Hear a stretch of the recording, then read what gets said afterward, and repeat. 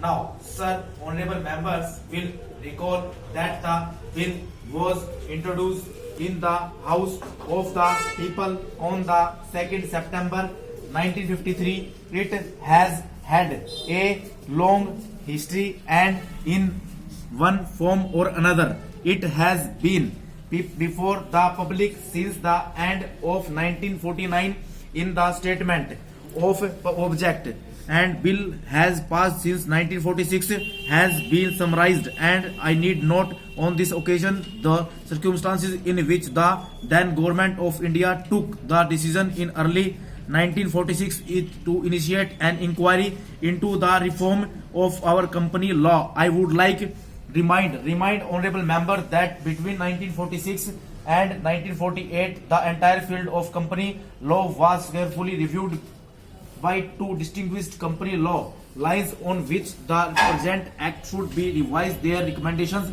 were examined in the then Ministry of Commerce, and certain tentative departmental views which emerged were circulated in a comprehensive memorandum to all recognized trade and industrial associations, bar associations, the high courts and the state government.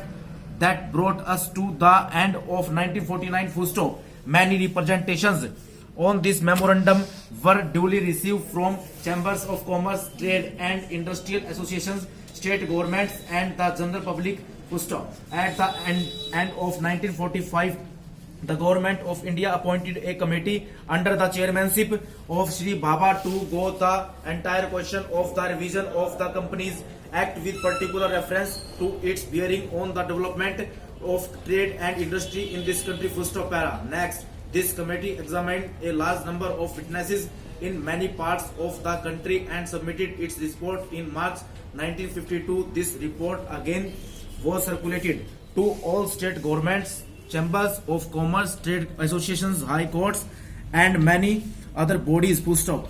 At the same time, a special officer was appointed in the Department of Economic Affairs, Ministry of Finance, to examine the report in the light of the view received from the interested public and to submit proposals to government for the revision of the present act. To the bill now before the House is based largely on the recommendations of the Company Law Committee, modified in a few particulars.